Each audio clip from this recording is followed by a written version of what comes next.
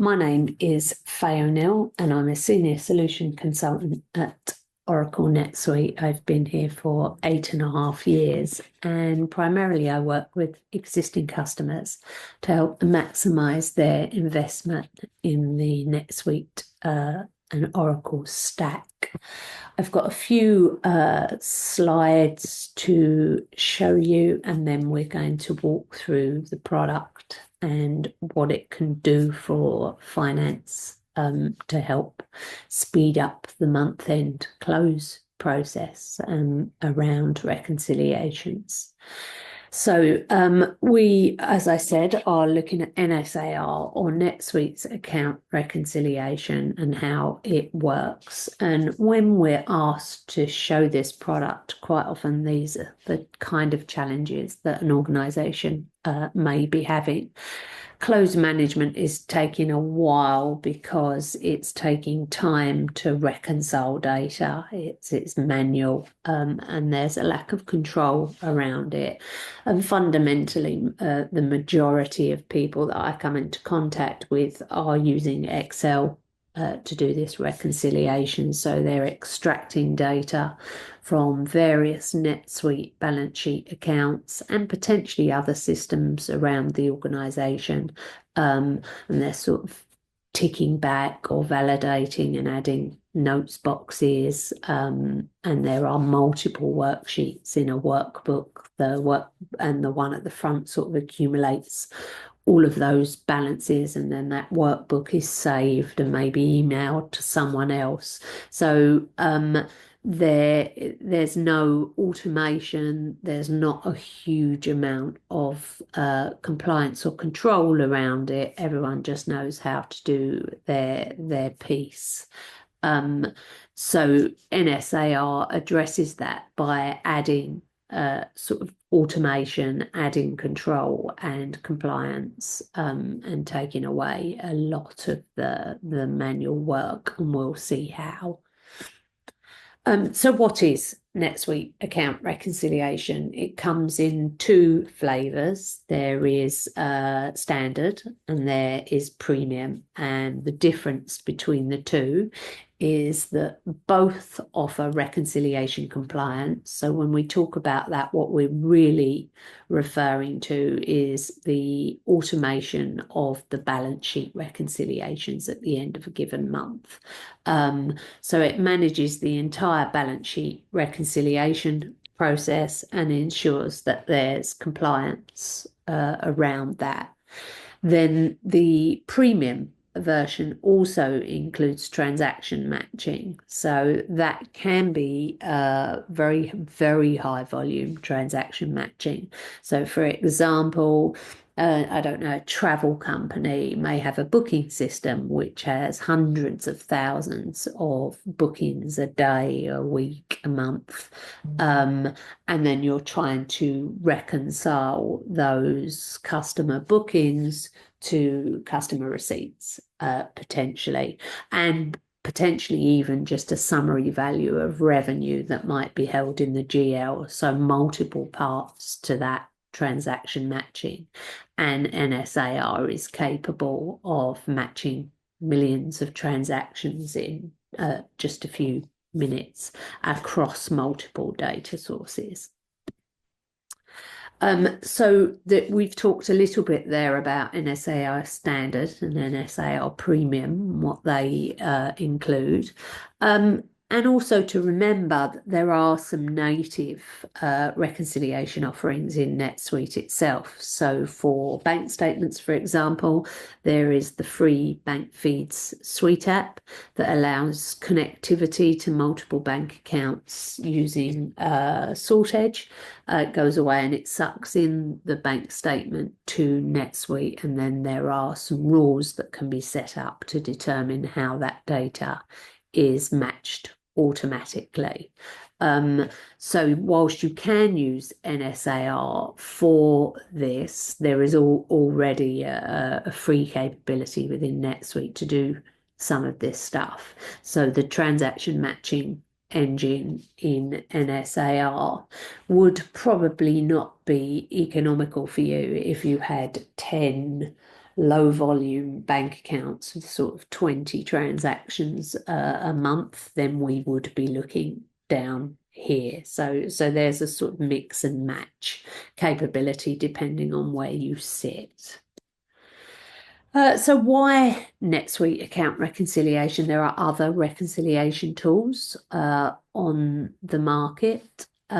We have a continuous accounting methodology. So this drives a faster close because the data is constantly being passed across between NSAR, which is an Oracle EPM product. So it's just above NetSuite, but it has native integration to NetSuite. So that means, for example, if a salary account is finished with in terms of transactions on, let's say, day 21 of the month, then we can drive our faster closing by closing those accounts earlier. We can also set up automated reconciliations. So if an account has had no movement or if the balance is zero, then we can set them to auto close. So again, removing chunks of work that have to be done on a manual system because you have to validate whether or not there is a balance. So the native integration with NetSuite allows us to seamlessly drill back to the source data. So if, for example, one of the examples I show in NSAR is having a look at the list of amortization schedules that make up the value in my prepaid account, I can just click on a drill to save search, and then I'm just working in NetSuite as I would be in my day-to-day work. Best practice reconciliation. So because we've done this before, it is our business, we can set up the best methodologies around different account types and configure those templates to match the business process. And a fast and cost efficient implementation. Please talk to your account manager about some special deals that we're offering on a fast implementation for this product at the moment. So the traditional reconciliation process, lots of you would be familiar with this and would groan. So we, sorry, I've jumped the gun. So we extract balances from the GL and potentially other systems into multiple Excel sheets, as I've said, and we prepare the reconciliation in that spreadsheet, and we add comments, which just give us a little yellow triangle in the corner of the square, and we complete our tick back or our mark off, and then we send it on to someone else, or we store it in a file system and we follow up with an email to say that our bit's done, and the next person comes on and opens the spreadsheet, finds all those comments, adds their own comments, and they review it and they document their part, and then they store it somewhere, and it's there for the auditors. And this is all quite manual and laborious and not very auditable and not necessarily very visible as to who has done what within the process. So how does NSAR address that? Well, the data runs continuously from NetSuite and other systems into NSAR, and as I said, we can do things like auto close if there's been no movement. So what we're then doing is we're spending our time focusing on the reconciliations that really require our input, so reviewing exceptions to the rules and making those adjustments. Then the we can set steps and processes in place, systemized steps and processes that mean they have to follow due process in order to complete the reconciliation. They have to answer questions to say that they have followed that process, which means that it's certifiable. It is also SOX compliant, and there are a couple of SOX reports that can be obtained if that's something that you need. And then once my job as the preparer is done, it automatically moves the reconciliation on to the next person in the process, and they have complete visibility on the screen in front of them of what that person before them has done. All their comments, all their attachments, all their drills are available, so they can just tick and approve, and it may go on elsewhere, or it may just then remain on record. These are some graphical examples. So on the left, we have the Excel spreadsheet that most organizations will be familiar with, and this makes it look pretty, but behind the scenes, there are lots of additional worksheets that are compiling all of that information. And this is a reconciliation summary within NSAR with lots of drillable fields and visibility of comments and ability to add attachments and links, but we'll look at that in system. Then we have the idea of compliance methods. So what are reconciliation compliance methods? So there are multiple methods, which mean that we can set the accounts up to do different things. And again, this falls into our best practice. So we give you guidance on how they're usually set up and why. We have account analysis. So this is used for accounts that do not have a comparative balance. So things like accruals, reserves, prepaid, those sort of accounts where you have one column of data and you are interested in looking at any differences, or you're explaining the balance on that account. Then we have the concept of balance comparison, is where we're comparing something to something. Now, those two sources of data could be both NetSuite sources of data. So an example would be trade receivables on the balance sheet should equal the sum of all my debtor transactions, or my debtor, my debtor transactions for the given period. That might be one use of the balance comparison, likewise on the trade payables. But it could also be that you've got a front office point of sale system, and that's holding the detail of everything that you sell in a store.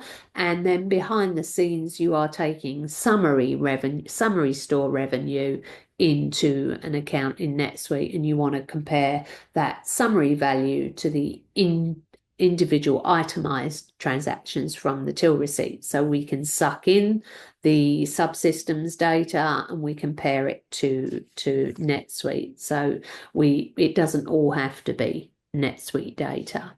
And then we have the concept of variance or flux analysis. So it is comparing a balance across periods, month over month or quarter over quarter, and explaining the difference or the variance between those two. We'll again show examples of them in NetSuite. This is just a screenshot of a list of different account types.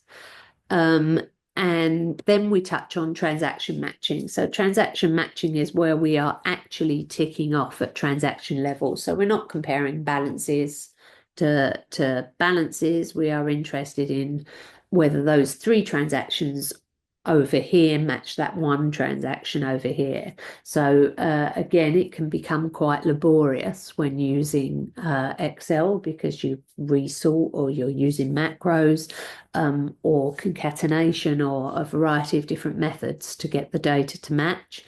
What happens when we use NSAR is that the data is automatically sucked in from source or various sources. We have a set of match rules that are defined, so we can have as many rules as we like: 1 to 1, 1 to many, many to 1, automatic or suggested, tolerances, plus and minus dates. So the data is sucked in, it's run through the match sets, and then we get matches and exceptions. So an exception might be that a bank statement would contain bank charges that we haven't accounted for in our cash book. So we can automate a journal to post that data back to NetSuite. We don't have to go in, post the journal, then re-extract the data and match it. We can generate adjustments from the transaction matching screen. Okay, so now we're going to dive in and actually have a look at NSAR itself and how it works. So, as I said, NSAR is an Oracle EPM product. So it sits just above NetSuite, but it does have seamless integration. So we are able to drill into NetSuite and then work in NetSuite in a way we would expect to normally. This is the home page, and depending, I do all my work in here as the administrator, but typically you would be given a role such as preparer or reviewer, and that role would dictate which of these screens you had access to. So rather like NetSuite itself. You've got some reminders, so things that you need to do over on the left-hand side. And again, we can drill into those. As an organisation, we have 80 late reconciliations, which is not great. But we can just drill in and get to look at those. Now, one of the other things that is missing when we use Excel or a paper-based reconciliation system is visibility for the key stakeholders. So they are unable to have a clear view on where we are in a month-end process. You know, how many reconciliations have been done? What's still outstanding? Where are they sitting? Is someone off sick, for example? So one of the benefits of putting in a system and systemizing the process is to give your C-level, your management level, visibility into how long things are taking and where things are. So as a controller, I may never be interested in the approving of a reconciliation or the preparing, but I would be interested in where we are organisationally. So what we've got there are a whole suite of reports, but there are also dashboards that give us visibility into anything that has been posted into the system. So if I come in and look at a dashboard overview, this is a very simplistic one, and this is by different account type. Where am I in terms of the reconciliation process? So again, I can see not doing too well. I've got one on time. If I drill into that one on time, I can then drill into that single reconciliation and take a look at it. If it were a big list, I can export that out to another format should I want to. I can change the view by format, so I might want to start assigning my accounts with risk ratings so that we can get the high risk accounts done first as part of our month-end process. So in this scenario, I can see that I've got high, low, and medium risk accounts, and that could be based on whatever you deem necessary, and I can see where we are in terms of those. What I can also do is perhaps by organisational unit. So if you are multi-regional, multi-geographical, and you want to start looking at stuff by geographical region, I'm now excuse me, I'm now able to see, okay, well, the US is here. And again, I can drill into the complete or incomplete dashboards and start to look at perhaps somebody's off, or they've not been, you know, there's a manager off, so nothing's moving on. So they're examples of some of the dashboards. Then we've got compliance dashboards. So this is similar. It just goes into a little bit more detail or more graphical representation of how that data is made up.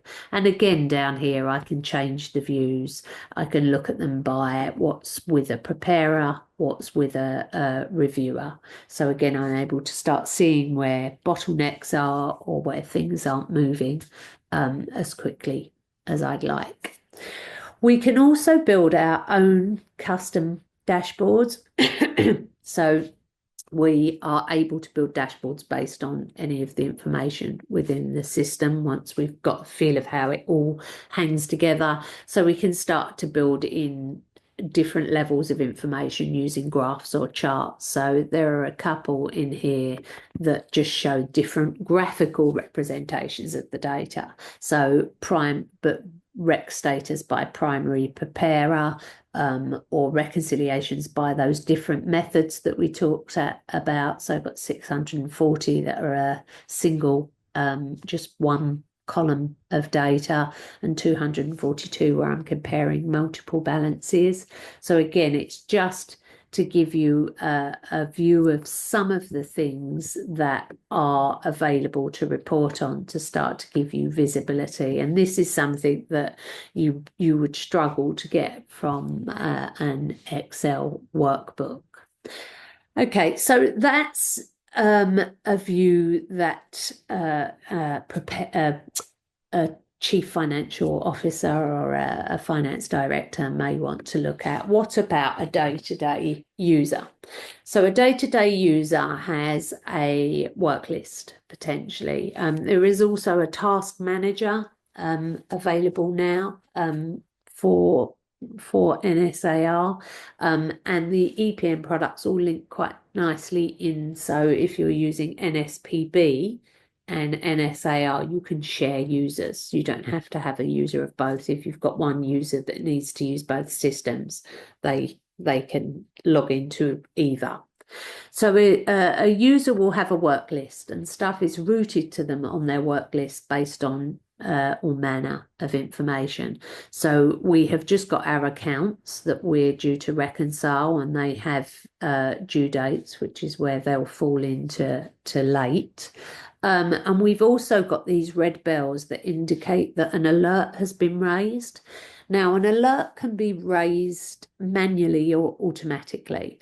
So an alert could be raised because something has happened on the account that has triggered the raising of that alert, like the variance is too great. So on a variance flux, the variance is too great, automatically trigger an alert to this person to let them know.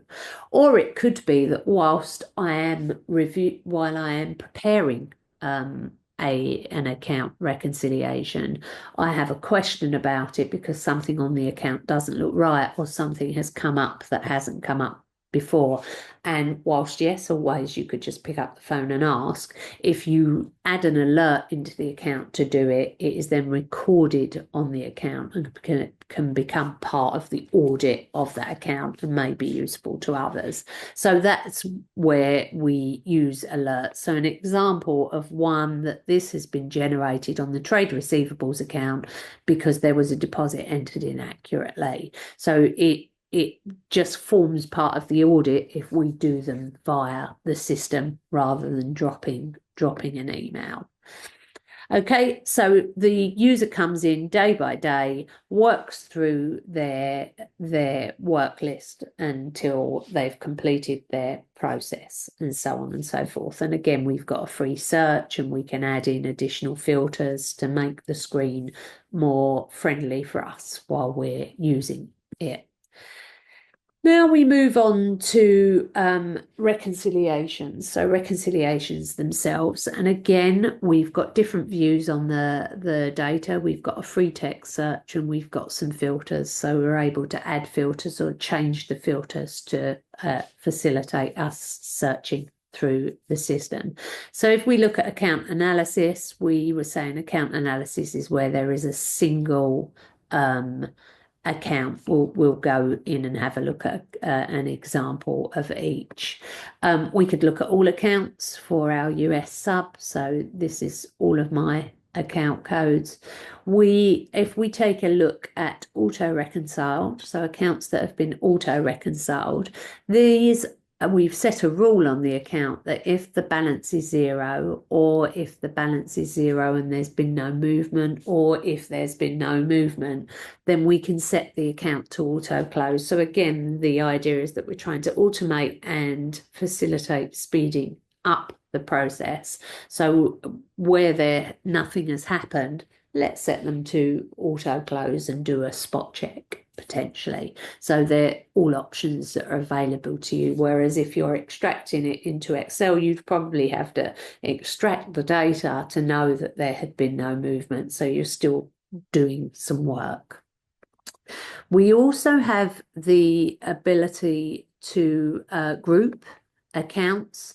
So in my example, we don't want to reconcile each individual fixed asset account. We're only interested in doing the reconciliation at the top level. So what we've done is we've rolled all those fixed asset accounts into a masked fixed asset account, and we are reconciling at the top level.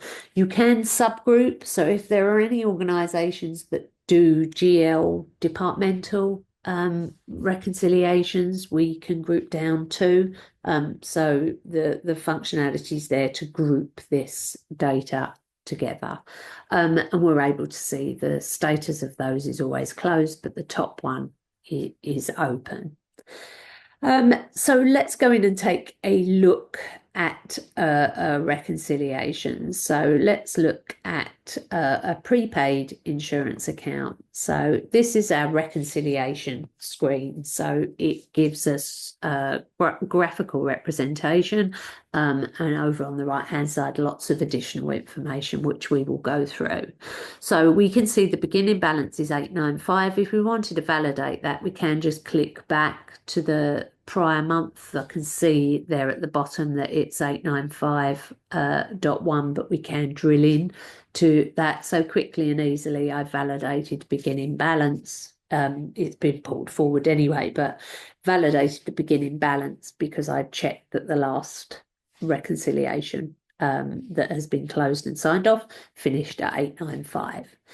I've got the net activity of 137 XXX and an ending balance of 757, which is what I'm trying to explain. So if I drill into that, I have got a summary explanation that says that this is the prepaid expense balance. Now, in terms of what we can put here, it has just been keyed in here, a balance explanation, but this could be a keyed in balance explanation, or it could be sucking in a list of transactions that make up that 757 from an Excel spreadsheet or from NetSuite Saved Search. So there are lots of options about populating the data in there. Let's go back to the summary and let's take a look at what is over on the right hand side. So I've got all the comments that relate to the reconciliation. At the top I just have the properties of the account, so it just tells me a little bit about the account itself. Then we have, in order to facilitate certification and compliance, what we've got are a list of instructions. So I may know how to reconcile this account, but because it's my job, but if I'm off and someone has to cover me, or if I go on holiday, then we've included the instructions there with a step-by-step process of exactly how this account has to be reconciled to be certifiable. So we have to drill back to the source documents, we have to verify the asset balance for the period, we have to look at the amortization schedules and the amortization journal entry, and we have included links to those relevant reports or journals within the instructions so that I never have to find them. They're just there and I can click. Now, in addition to this, to lend itself to certification, you can also put in a set of questions that have to be answered. So it effectively forming part of an electronic signature. So you can make these mandatory and you can give a drop-down list of suitable answers, or you can make them free text. But did you comply with all the company policies? So did you go through all of these steps? Have you attached your supporting documentation? So that might be that the supporting documentation in the balance explanation has to be sucked from a saved search of data for the given month as to what makes up those amortizations. Just as an example of process. And did you clear any adjustments? So once and it won't allow, if you make those mandatory, I won't be allowed to complete my part of preparing the reconciliation until all those things have been done. So let's look at the drills through. So what we've got here is we we need to see the links for the amortization schedules and the monthly journals to validate these two fields here. The net activity and the ending balance should be tied up in these. Now, in real life, your accounts may not be as neat, so it might be an accumulation of amortization and non-amortization, but for the purpose of showing this in a demo, it's all done neatly.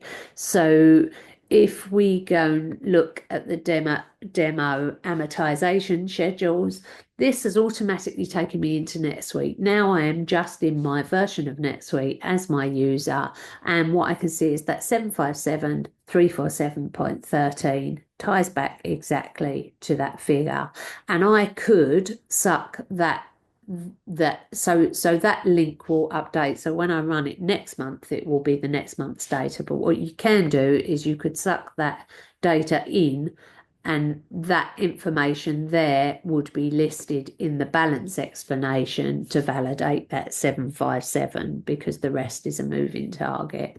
So with one click of the mouse, I'm able to see, I would be able to see that in my balance explanations or in my screen here.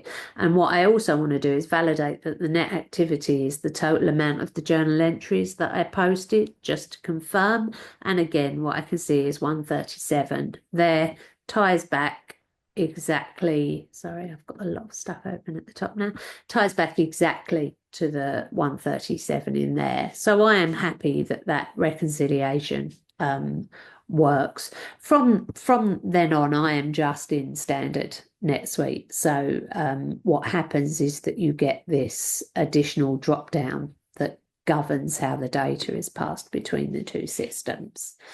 Okay, so what we are, so we have done all the steps, we have answered the questions. We'll just go through some of the other things that are available in these drawers, and then we'll look at a couple of other accounts. So we alluded to alerts when we were talking about the work list of the user.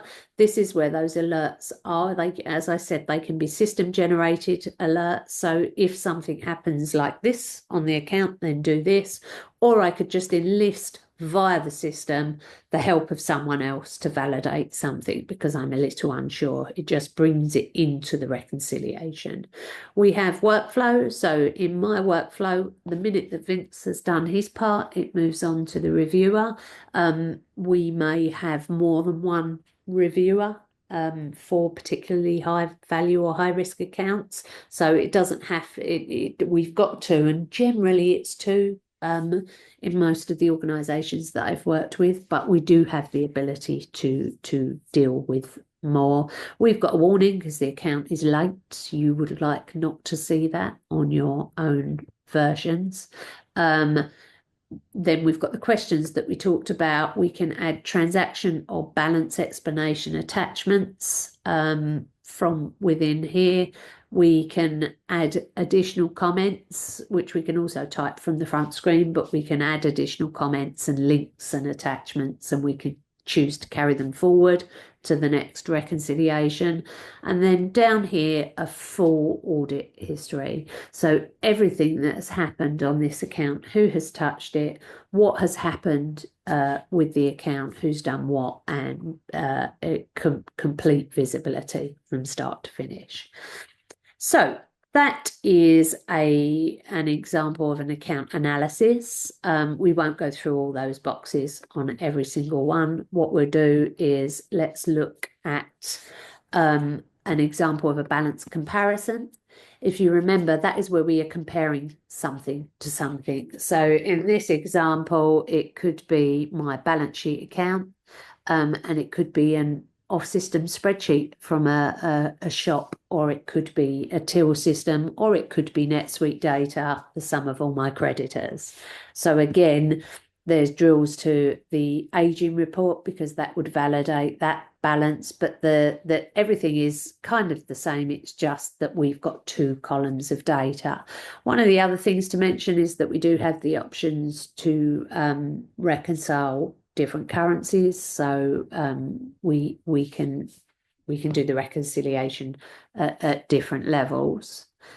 The last account type is variance flux, or the last reconciliation method was variance flux. So that is where we are looking at the difference between the ending balance last month to the ending balance this month, potentially. So again, if we look at retained earnings, the current period balance and the balance last year and what the difference is, and then we're explaining that difference. And like I said, again, the month on month difference is the total of my net income, but I could suck in stuff from the saved search from NetSuite to back up or validate that balance should I want to. And again, we've got all the drawers and trays available for that. One of the last things I just wanted to show on here is that we can also incorporate, because we're going to look at transaction matching briefly now. We can also incorporate transaction matching into an account. So this is an example of my accruals account where we have the age-old problem of posting receipts from purchase orders, and then we get the vendor bill in. But when we want to look at the total balance of the account, we see all the ins and outs. So what we've done in this example is we have utilized the transaction matching engine of NSAR to match off all debits and credits that have gone before. So when I drill on this 116, that's my true accruals balance, because it's only showing me item receipts that don't have a vendor bill. So it can be quite powerful to use in that respect, because very quickly and easily I've just got to the 9 transactions that make up that accruals balance, rather than the 20,000 transactions that have gone before it that are ins and outs that still lead to the same balance. So that's a touch on transaction matching, and that takes me into the transaction matching window, where I would see item receipts in one window and vendor bills in another. We're going to look briefly at transaction matching now, which is the premium edition, just to show you some of its capabilities. So transaction matching, we've got a number of different transaction matching elements set up, and we can see that we're doing 2 transaction matches, so we're matching something to something. So if I just go in and so the idea is that you set it to suck in the data, run an auto match. So when you come in, you're just managing by exception, but I'm just going to walk through a little bit of it manually for the purposes of the dem. So at the moment, nothing is matched. And when we come in, I can see my geo lines and I can see my bank lines. So potentially I could just go through and start matching these manually. I get a total at the bottom, and then I could just go through and match them. What we'll do is we'll run the process. So I will just run an auto match, and that will go away and match them. Now, I've got 2 sources of data, but you can actually have up to 4. So it could be that you've got a payment system, a booking system, and a summary in NetSuite potentially, and you're doing a 3-way match, and transaction matching can manage that. So now I can see it's done my matches, and it's got a few that maybe haven't quite met criteria. So it's asking me what I want to do. So if I go to with adjustments, for example, what it said here is that it's 7,000 up here, but it's 7,000.07. And because I haven't set tolerance on this match rule, it won't alter, is making a suggestion rather than a confirmation. If I'd set tolerance of 10% or 1%, it would have allowed it through. But what we can see over here is that it has also tried to estimate where to post that adjustment to. So it's got an adjustment type. It thinks it's a rounding adjustment, and therefore it's picked up all the detail. So if I confirm that, that will post an adjustment. If I'm not happy with with the default. I can change the type and that will change. So this would automatically post information back to NetSuite for me. So I could quite quickly get the data all back into NetSuite. So that's an example of how the transaction matching engine can work. And as I said, we can do high volume, many to one to many, lots of matching strengths and capabilities there. Okay, drawing to a close, there are a number of reports. We've looked at dashboards, and then you can get some reports that you can take out to PDF or CSV or Excel on any of the information that we've seen. There is also a report binder. So this is a report that you might produce for your auditors. So if I come in here, I can look at what's missing, so checking for missing reconciliations. I can run through these processes, import map data, then you can generate the report binder and include all of that detail, and that can form a report that you can provide to your auditors should you want to. I think what we'll do is we'll just go back to the slides and have a recap on, just give me 2 seconds on here. So just go back to the slides. Okay, so I think we have taken a look at, where the challenges might be and how NetSuite will, NSAR could address them in terms of a faster close, because it can be as automated as you want, clicking those invaluable drills back to the source data in NetSuite with just sort of one click on the balance, and it will take you to all of the data that makes that up in your finance system. So there's no extracting, uploading. It's just there and it's real time. We can make the controls as strict as we want in terms of making them answer questions, in terms of visibility, and it's fully automated. So it's all systemized. There's no, as I've said, no manual extractions. So I will leave it there and allow time for anyone to ask any further questions, or we may need to do some follow-ups, but I'd like to thank you all for your time, and I hope you've found it useful.